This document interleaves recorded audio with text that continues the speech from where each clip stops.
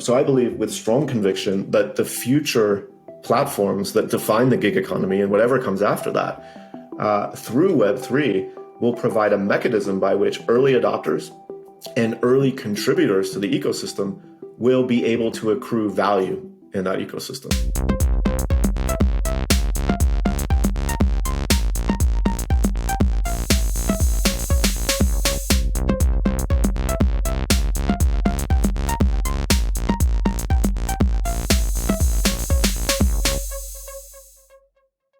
Thanks for joining us for another edition of Lead.exe. I'm Brian Comerford. And I'm Nick Lozano. And we are here hacking the leadership code with David Campbell, our special guest today, who's returning for a second time to the program. Thanks for joining us, David. Hey, thanks, Brian. It's really great to be back. And we're interested to kind of pick up where we left off and delve into some territory that's near and dear to you, related to Web3 context. Sure. But before we do that, I think it would be helpful to kind of, provide some context in terms of who you are, what your background is. I've known you as a serial entrepreneur and just a general deep tech nerd on a lot of fronts. As well as, a co-founder, an advisor, a mentor to just a lot of standout brands and companies. But it's better to hear it from you than it is from me. So can you walk us through a little bit of your background? Sure. So I've been, I think, drawn to technology from a very young age. So I credit my old man with bringing home that PC when I was like 7 years old and encouraging me to take it apart and figure out how it worked and really kind of learn how to express myself creatively through that technology. And I was that nerdy kid in the basement writing Turbo C code to make bulletin boards connect to each other. And this is part of the reason why Web3 is such a powerful inflection point for me, is I've literally lived through the pre-internet era, connecting over dial-up, store and forward into Web 1, through Web 2, and now here with Web 3. So it's with a tremendous amount of excitement that I'm here to talk a bit about that with you all today. To cover, I guess I should plug in power here. Yeah. I got drawn deeply into cybersecurity, and that was because I had a knack for just thinking, not how does this thing work, but how could I make it work differently? Or how could I make it not work? And it turned out that kind of security mindset was quite valuable as the internet took off and started reorganizing civilization. And I was a consultant working for the Big Four out of university, just literally hacking stuff and saying, here's what we need to fix, guys. Let's sort this out. Then started my own consultancy, company called Electric Alchemy. And through that practice, which I ran for about 10 years, I identified a number of gaps in the market where products needed to exist that didn't exist. So Mobile Scope was an example of that, acquired by Evidon. Junk Cloud was another example, which I think was recently valued at somewhere near $3 billion.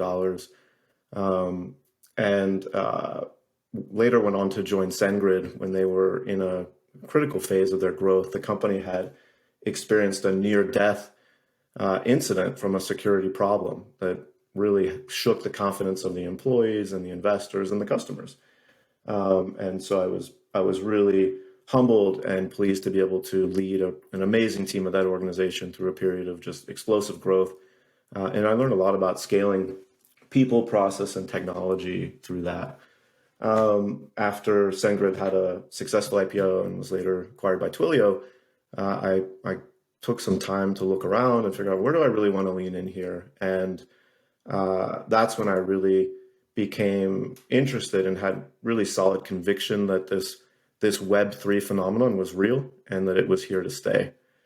So I spent the past 4 years with the Electric Coin Company, which is the organization that brought the Zcash cryptocurrency into existence. And Zcash is really extraordinary because it is the first production implementation of zero-knowledge cryptography in cryptocurrency. And what we're seeing is that zero-knowledge cryptography is just popping up everywhere as a solution to problems, both in the digital currency space or the Web3 space, but more broadly in information technology. So I'm really excited to see where zero knowledge takes us, because I think it could solve a lot of our problems around information security and identity. I don't think I've ever been so excited by the phrase zero knowledge as just hearing you introduce it just then. Yeah, and I'll take like a quick 30-second detour to talk about what zero knowledge or ZK tech is. And it's essentially the ability to prove, for a prover to prove to a verifier that something is true without revealing the fact itself. So a canonical example of the utility of this is I need to prove that I am old enough to vote, but I don't necessarily need to reveal my date of birth to the verifier. And when we have created a whole infrastructure or a culture of you need to provide the fact to verify the assertion, what you end up with are these large silos of very valuable, personally identifiable information that are incredibly attractive to attackers. So in the glorious future, I envision us using zero knowledge assertions to prove that I'm old enough to vote, I'm old enough to drink, my credit is adequate to get this loan for this house without providing 4 years of tax returns and my social security number and all this other stuff. So that's the dream behind ZK. We're seeing right now zero knowledge used very effectively on the Zcash cryptocurrency to have confidential transactions, which I think is going to be very important as if and when digital currency starts to become part of mainstream finance. And we're starting to see that happen now. And then we've also seen zero knowledge cryptography pop up as a solution to scaling blockchain ecosystems, most notably the Ethereum ecosystem. So I don't want to go too far down the rabbit hole on all this technical gibberish around particular protocols, because I think setting the stage for how did we get from Web 1 to Web 2, what is Web 3? Is it just a marketing term? Is there any real substance there? Why are people excited? Why are people critical? There's some really interesting, influential people, and a lot of them come from cybersecurity that are like, crypto is a hoax, it's a scam, it's just snake oil terrorism, stay far away. Why do they think that? And why are they so outspoken about it? So we can dip our fingers in that pool if you want.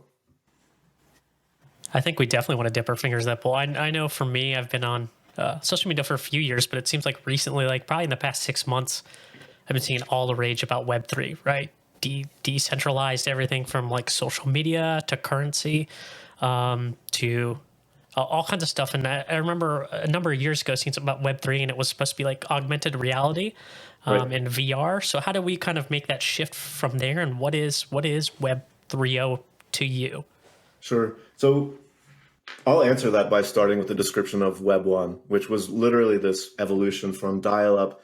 The thing that created Web 1 was really the slip connection. So I think NetZero or a few other dial-up providers allowed a normal person that wasn't a university hacker to be able to get on the internet. Tim Berners-Lee created these early protocols, HTTP, that we use to this day to exchange information on the net. And the Web 1 was born.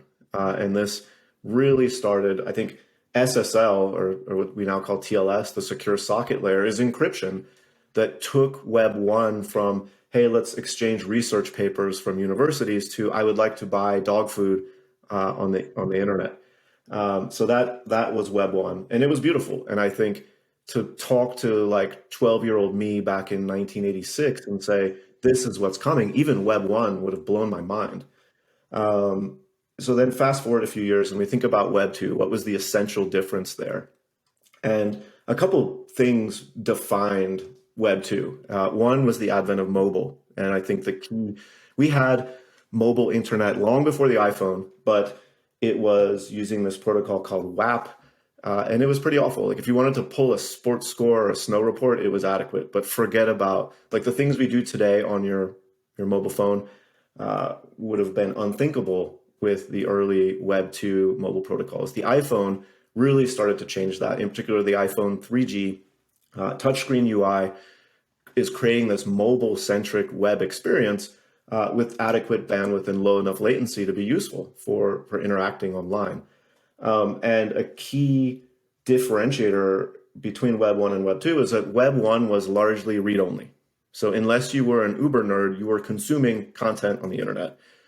You could create a homepage. GeoCities and a few other places allowed people to do that without a whole lot of coding skill. But for the most part in Web 1, if you wanted to plant a flag on the internet, you needed to know Unix and you needed to know HTML and later CSS. Web 2 changed that because it created this rise of platforms in which user-created content became very popular. And so MySpace and Friendster were early examples of this. Link, yeah, people forget about that, but that was actually one of the most popular early social networks. Yes, it really was. It was, and it had a sexy logo too. Yeah. And then I think today we think about peak Web 2. It's Facebook, it's Instagram, it's Twitter. And these things have incredible potential. They have connected the world. I think when you hear Zuckerberg talk about his mission with Facebook, he literally wanted to connect, the people in the world. And I will say I connected with the world through IRC in a terminal window, which worked for like my 20 nerd friends that could figure that out. Zuck, to his credit, connected my 70-year-old aunt who wants to share pictures of her cat with her, 6 other brothers and sisters. And it's phenomenal that works. And I think Web 2 has also shown us that it can have a dark side. And we've seen this in the nation state interference in our presidential election in 2016, where we saw, very powerful actors pushing targeted misinformation campaigns through our social networks very intentionally to make our people think and vote a certain way. And we've seen this more recently with the mental health epidemic that is plaguing a lot of our teenagers, in particular teenage girls, who have problems with their body image because of their quest for likes on platforms like Instagram.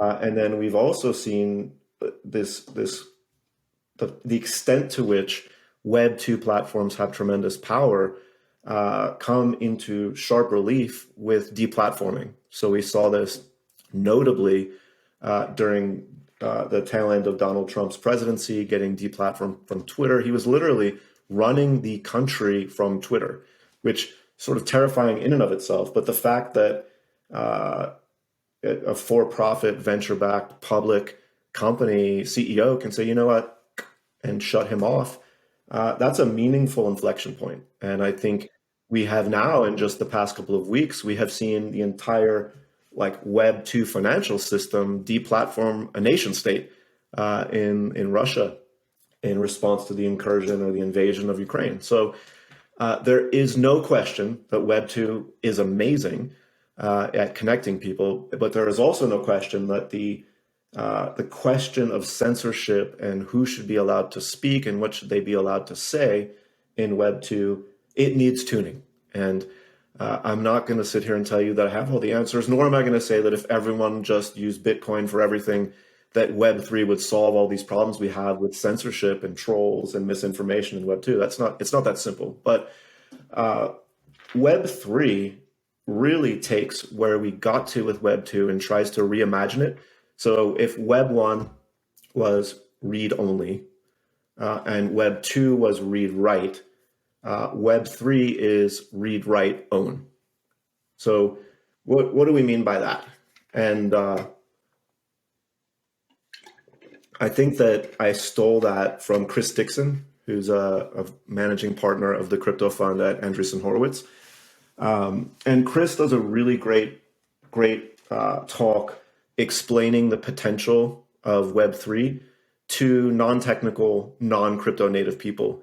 He does this in a series that's on YouTube called the A16Z Startup School, which it was a couple of years ago. So some of the content's a little long in the tooth, but it's still a fantastic overview to Web3. And what Chris hangs his hat on in that inaugural talk of that series is he says the big thing that Web3 depends on is the ability for computers to make commitments. And that's a big concept that we got to take a minute to unpack here. When we talk about a computer, what is a computer? Well, I grew up, literally a computer in the basement, and then later building data centers all over the world to power centralized infrastructure. And centralization brings a lot of benefit. It brings performance. It makes it easier to do security. There are a ton of reasons why we want centralization. But what Bitcoin brought to the world was a single purpose computer that made a commitment about a couple of things. It made a commitment that there would be these tokens called Bitcoins or Satoshis or fractions of Bitcoins, and that I could send one to you, Brian, and that I couldn't simultaneously send that same token to Nick.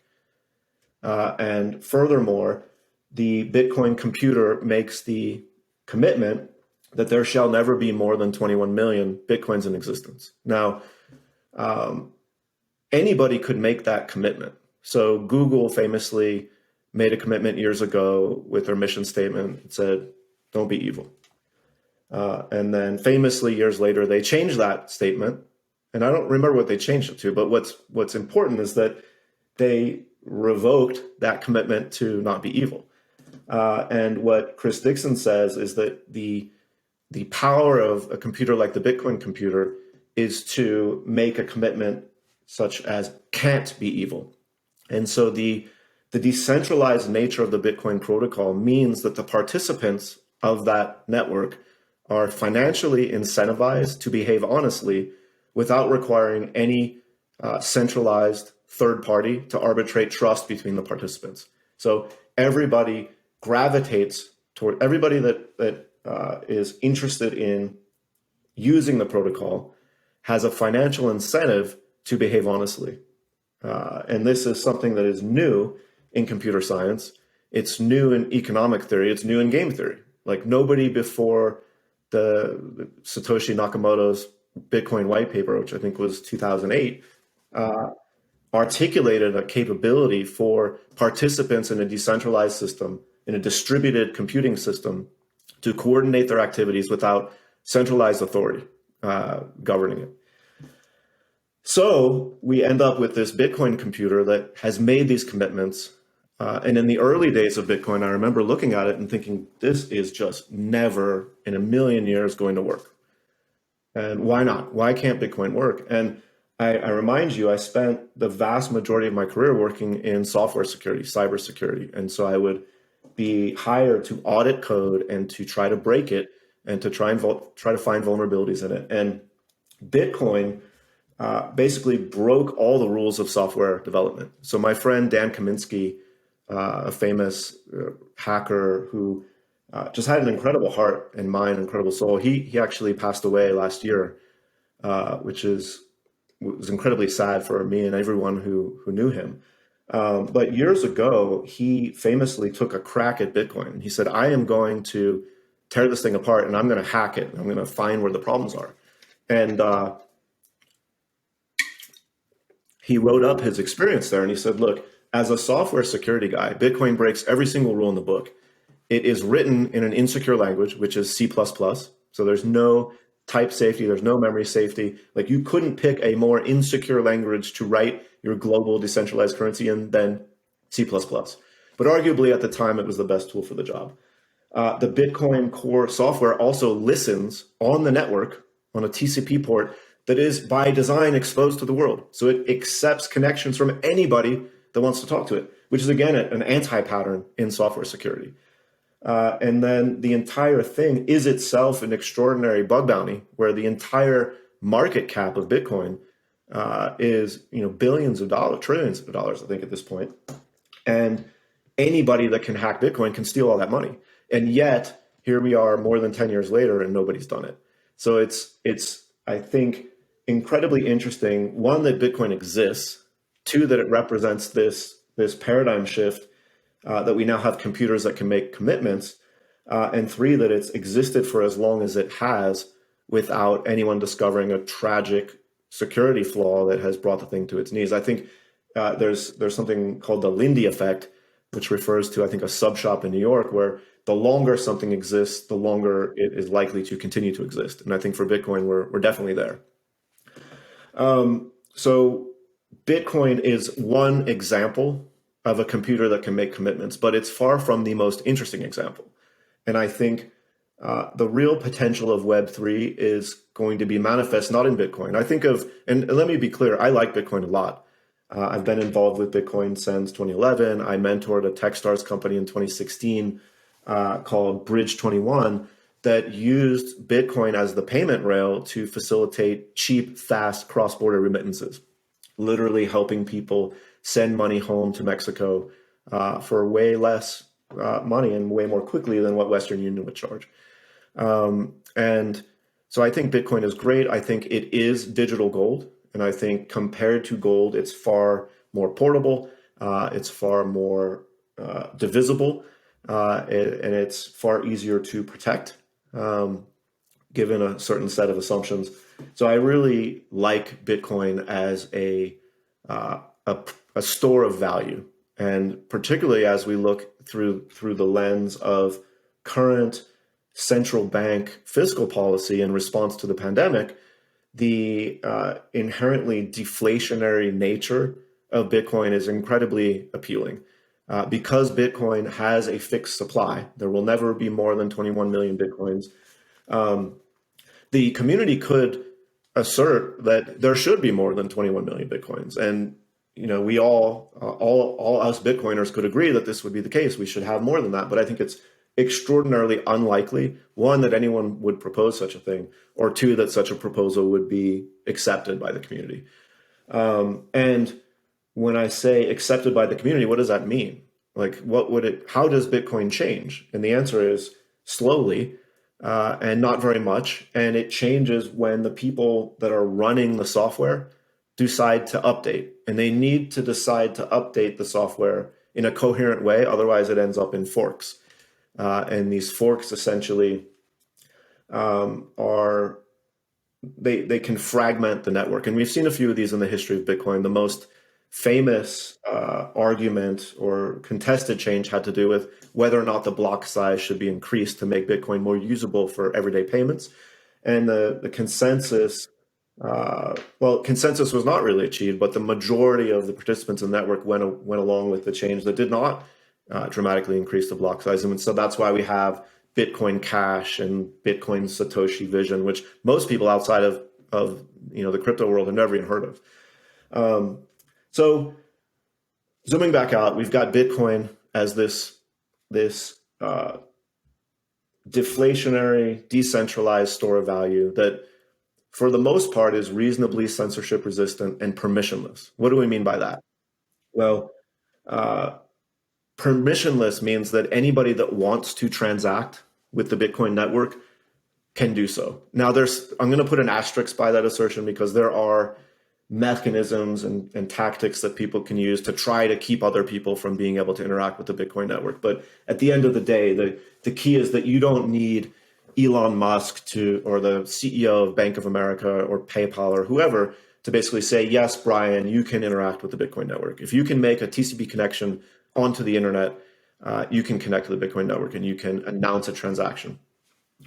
So that's the permissionless nature of it. The censorship resistance aspect of it has to do with, can a particular party decide, yes, Brian, you can pay for groceries with Bitcoin, but you can't pay for adult entertainment.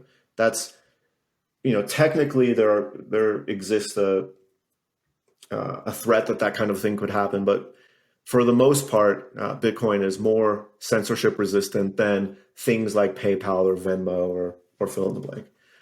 So Bitcoin's very interesting to me as a store of value. It's not great for paying for stuff. And this is one of the first hurdles where you run into people that get really cynical and jaded and grumpy about Web3. They're like, well, Bitcoin sucks because that guy, he bought pizza with it 10 years ago, and now those pizzas are worth like 8 Lambos. And that's bad. So there's concern around how long it takes for payments to be confirmed on the Bitcoin network. There's concern around the fact that Bitcoin itself is volatile relative to the US dollar, which makes people uncomfortable with using it to pay for pizza or anything else. And those are all valid criticisms. But I think looking down the barrel of 8% inflation here in the United States, looking at unprecedented loose fiscal policy in response to the pandemic, it's important to take a moment to realize that Bitcoin was itself created in response to the 2008 economic collapse. So for those of us that lived through that, we remember the tagline, "The banks are too big to fail."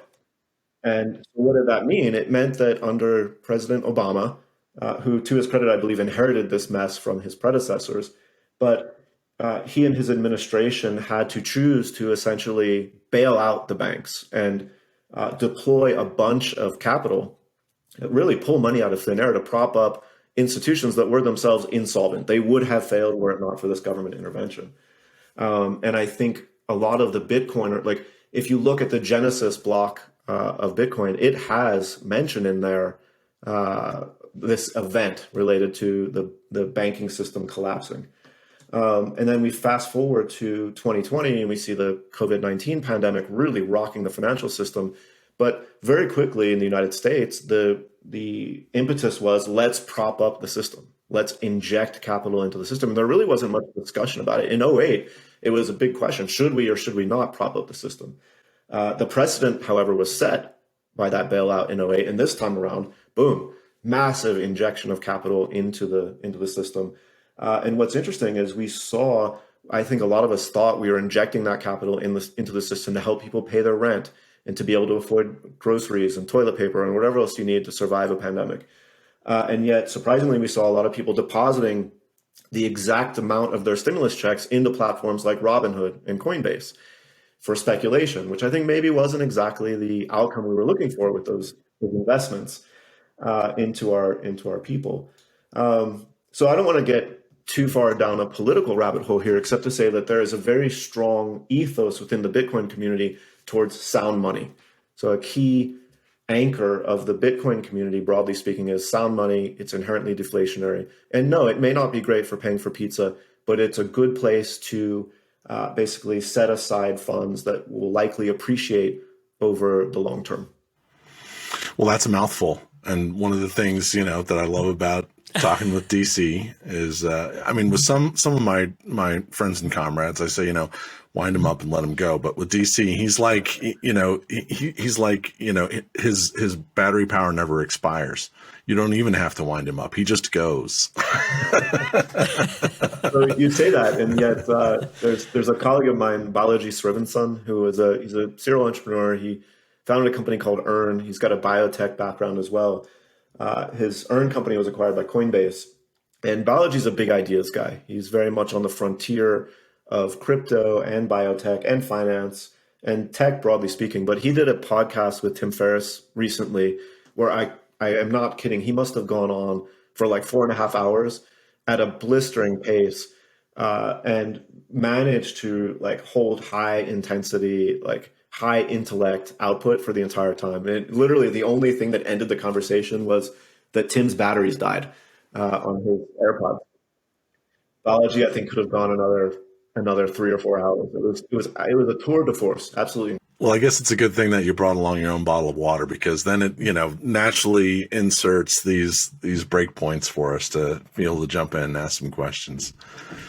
Well, first of all, let me extend my personal sympathies for the loss of Dan Kaminsky and your personal relationship there.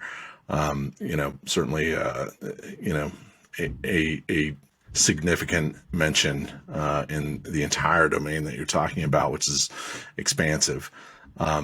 Secondly, with everything that you're covering here, this is a turning point for humanity, and there's there are ethical questions, and you've talked a lot about threats, and that really your background, your interest that drove you into technology was in part a lot about exploring and exposing threats.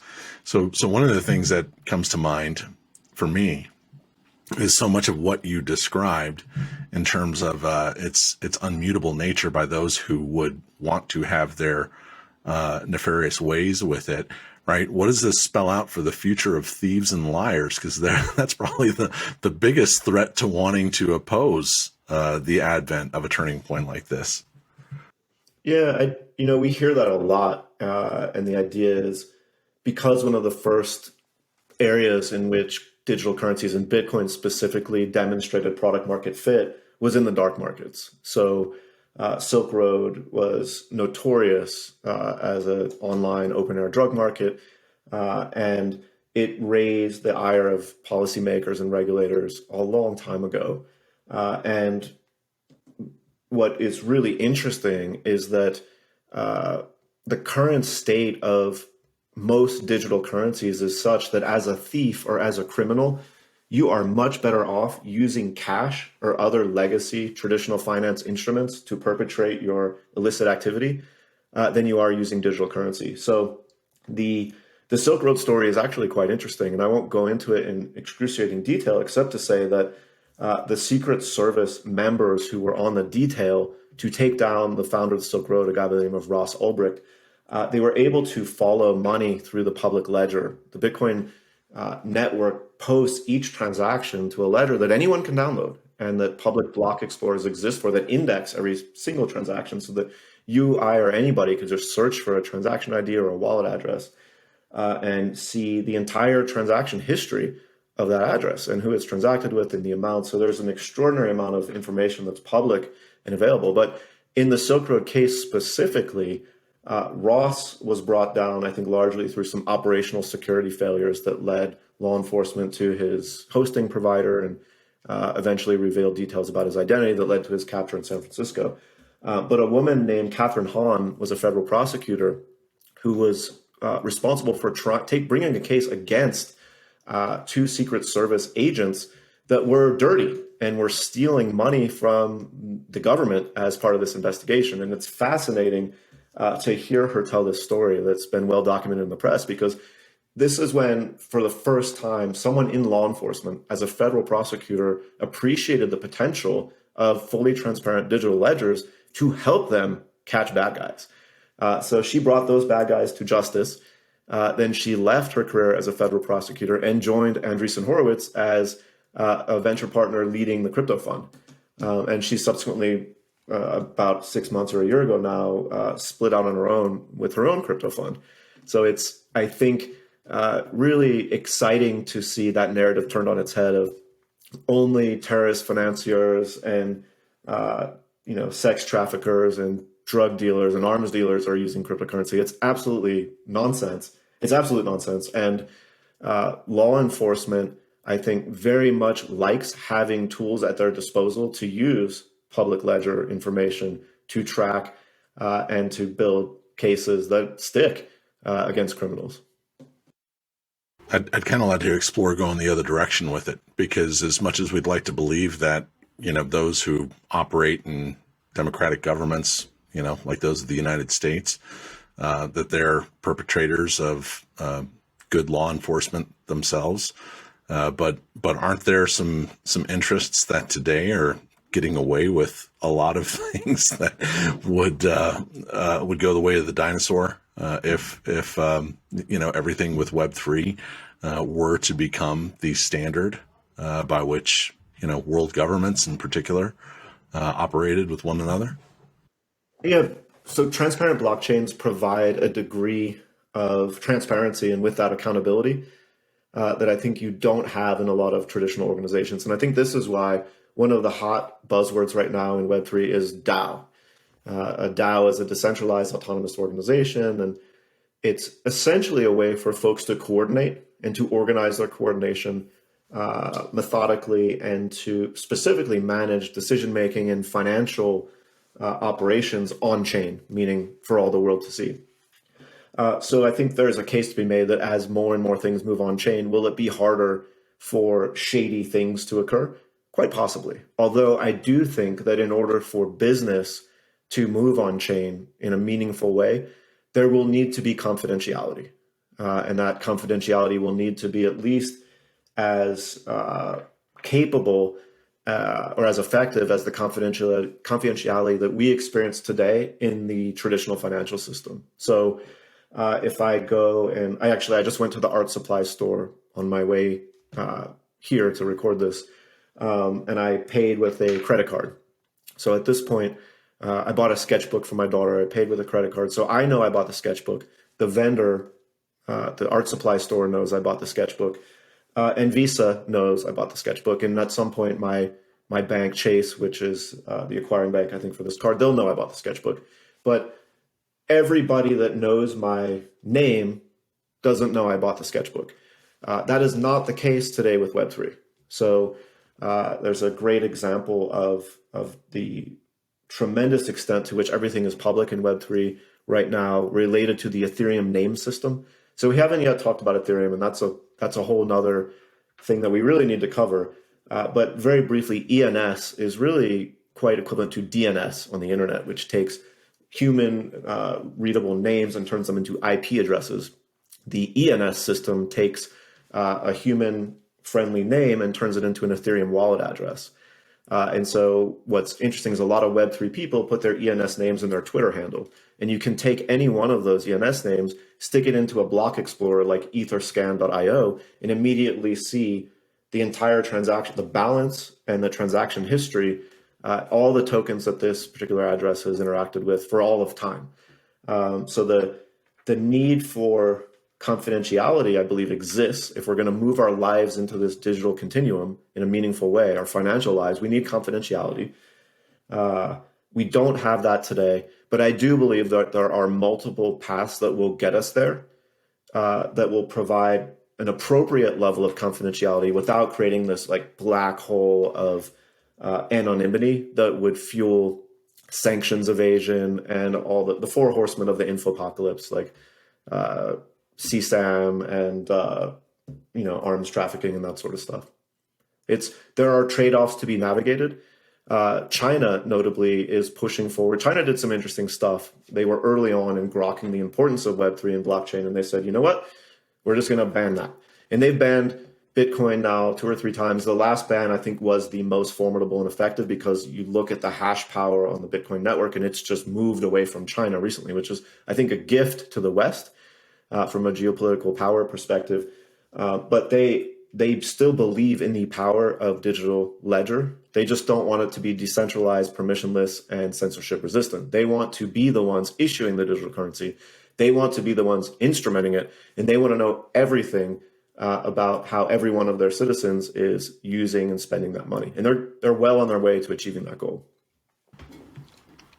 I'm giving it a pause because I'm hogging the conversation here on our end. I want to make sure that Nick, who I know has some questions, ping you as well. You're fine. I'm just soaking this all in. It's pretty interesting to me. So for the average person who's hearing Web3 and this talk about crypto and NFTs, what's the most important thing for them to understand about this?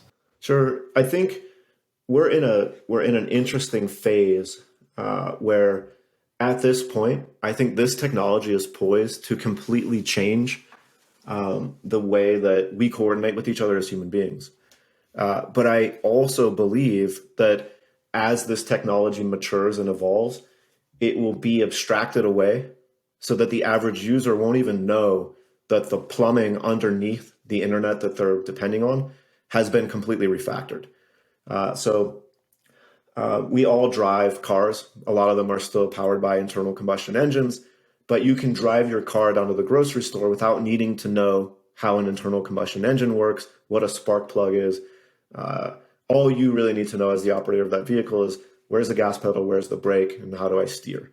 And I think right now in Web3, the amount of technical knowledge that's required to participate in the ecosystem is extraordinary. And so it's the equivalent of needing to basically be able to, overhaul the engine yourself as you're driving the car to the grocery store. That is current state of Web3 for end users.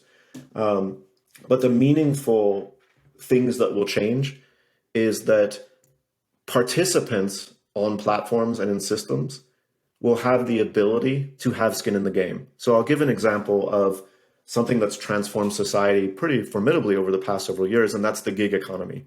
So it started with Uber, and then Lyft, and then Airbnb, and we see it now with Grubhub and Uber Eats, and all these companies that are putting people to work, hustling around, taking us places and bringing us food.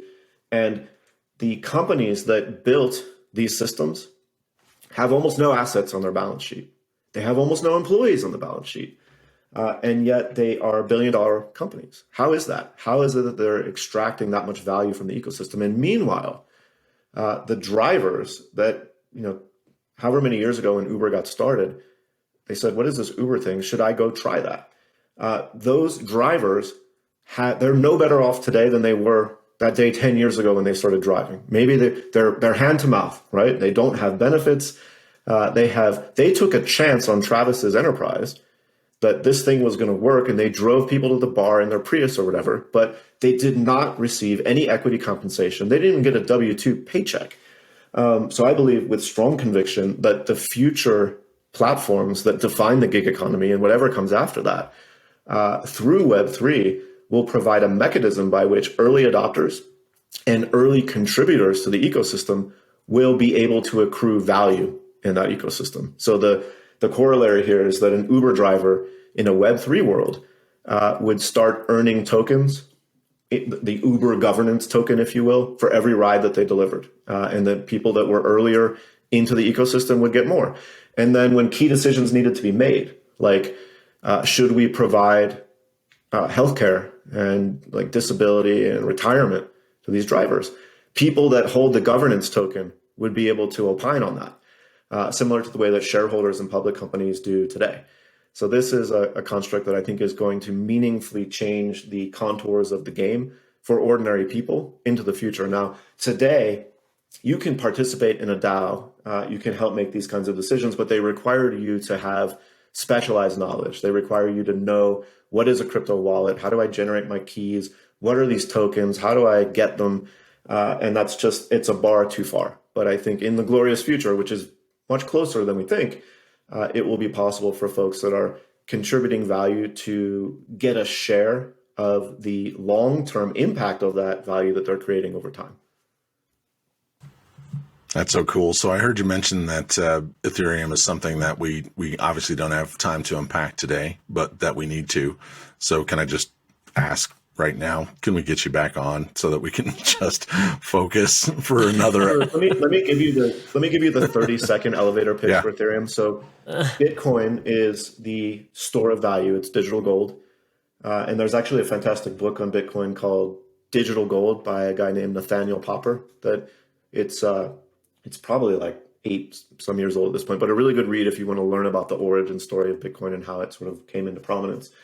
Ethereum was created several years after Bitcoin, and the commitment that Ethereum makes to the world is that anybody can deploy software onto the Ethereum network. Ethereum is essentially a world computer, and the commitment that Ethereum makes is that anybody can write software, deploy it onto the Ethereum network, and then forever after, for all of eternity, anybody that wants to can interact with that software. And furthermore, every participant on the Ethereum network is validating and verifying that that software is operating correctly, which is just, from a security perspective, it's extraordinary. And that architecture creates all sorts of performance and scalability concerns.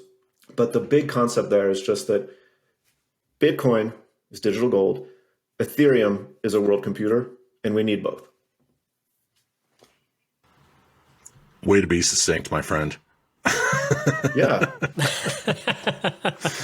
Well, I know we've got a few minutes left here for today's episode, but I think it would be beneficial to do sort of an equally succinct stab at NFTs. You know, what is their importance and what is the relevance beyond sort of the state of novelty that we hear, continually being referred to in the mainstream right now? So, Brian, are you just trying to say it's not the meme where it's right click save joke? It's not that meme? Not for the purposes of this conversation, no. Right. So NFTs are definitely squarely in the center of the hype cycle right now. And I think they're also the reason why there's so much vitriol and hate in the information security community for like F crypto. This stuff is all just, when people are paying 10 ETH for an ape that you can just right click save, the ability to articulate how Web3 is going to empower a new generation of Uber drivers to be on the cap table of the next great gig economy company, those two things just don't connect. So I believe that NFTs represent an inflection point that will fundamentally refactor how we do intellectual property rights online. We're not there yet, and there's hundreds of years of meat space disagreement resolution that won't gracefully move on chain. But the primitives cryptographically and technologically exist to basically take anything that we can represent in the physical world, or anything that we have in the physical world, and represent it in the digital world uniquely in a way that can't be copied. And that's big. And I think the early areas where we'll see traction there are around music, film, art. But I think later we'll see, as the dispute resolution processes become more mature and more net native, we'll see things like property start to be represented as NFTs. So I don't own any NFTs other than I'm alchemydc.eth, alchemydc.crypto, and I think I've got that name on Decentraland, which is a metaverse play that's going to give the Facebook metaverse a run for its money. I don't have any apes, I don't have any punks, and I'm okay with that. But stay tuned. I think there is going to be quite a lot of interesting innovation happening as we see our approach to intellectual property, things like patents and copyright, really taking shape around these non-fungible representations. That's great. It's good to hear that. That's what my thought was when I first saw it. I thought that's crazy people are paying this, but when I stopped to think about it, okay, well, think about the musician who's trying to license their art and prove that it's theirs. It's that digital proof, which when I stopped to think about it, I'm like, oh wait, that's kind of a cool concept. Now they can leave out the BMI and they don't have to be a member of that. They can just prove it's their own without having to deal with that big organization and give them a cut. It's exactly right. And I think broadly speaking, that's the appeal of Web3. It's to, Chris Dixon articulates this as the take rate of these marketplaces. It's too high for things like the App Store. It's too high for centralized players like Spotify. And so what Web3 allows creators to do is to basically benefit more from their creation and basically pay a smaller take rate in the process. Beautiful. I think that's a great place to wrap it up for today. You've just unpacked a ton of information, DC, but you do it so elegantly, and it's a pleasure to speak with you about these things. Really appreciate the thought leadership that you bring every time we have a discussion like this. Yeah, well, thanks for having me. I think about this stuff all the time. I deal with a lot of criticism. I mentioned my own security community is very critical. My own children are pretty critical. They've been involved in the crypto ecosystem here for quite some time, and they think it's just number go up, number go down. It's hard for them to wrap their heads around the long-term shift in society that I think Web3 promises. So before you go, DC, we got to do our 60-second leadership hack. So like we were telling you earlier before we started recording, it could be some personal anecdote, something you learned, something that you can just think can help benefit our listeners. So I'm going to put a timer up. Something that could even challenge your children to think differently. Sure. So this will start playing here in a second. Once you start seeing the timer, you are on the clock. So whenever you're ready. What's going on, everybody? Nick from lead.exe. If you want access to David Campbell's 60-second leadership hack, you're going to want to go and join our leadership hacking crew. To do that, you just head on over to pages.leadexe.com/join. Link is right below. And enter your name and email address. From there, you'll get access to all of our other guest leadership hacks, not just his, newsletter updates, all kinds of great stuff coming your way. So if that sounds interesting to you and you want access to this leadership hack, go ahead and join our leadership hacking crew. We look forward to having you aboard. That was awesome. Sweet. That was awesome. And so with that, with closing, DC, if people are looking for you online or social media, what's the best way for them to find you, get a hold of you, and learn more about what you do? Sure. So it's AlchemyDC on Twitter. And I'm terrible at social media, but you can find me there. Well, it's like the hub and spoke thing, right? You just kind of use it as a hub to drive people somewhere else. But yeah, so we'll be sure to post that in show notes, and we'll put all your other organizations that you listed in there too, so if anyone's looking for it, they can find you. Great. Awesome. Thanks, guys. Thank you so much. It was Appreciate awesome. it. Thank you, DC. Love it. Alrighty. All right. See you next time. See you, bud. Bye.